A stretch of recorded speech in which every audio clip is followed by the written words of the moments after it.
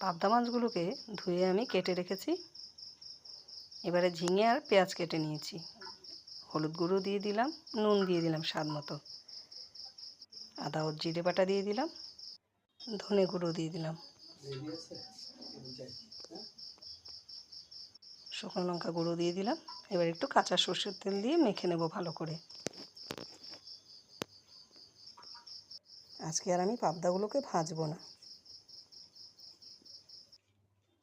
পাবদা মাছটাকে এভাবে বানালে খেতে ভীষণ স্বাদ হয়, আর এটা চটজলদি তৈরি করা যায়, বেশি সময় এতে লাগে না।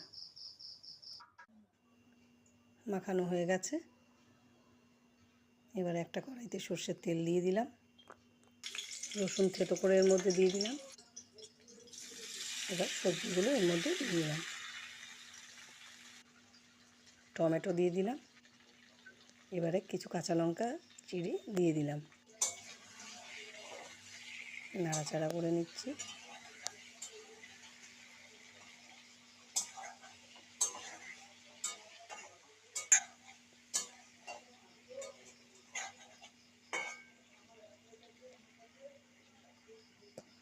ভাজা হয়ে গেছে। এবার এতে আমি পরিমাণ মতো জল দিয়ে দিয়েছি,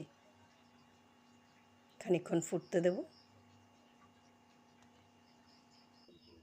হয়ে গেছে, রেডি আমাদের পাবদার চচ্চড়ি।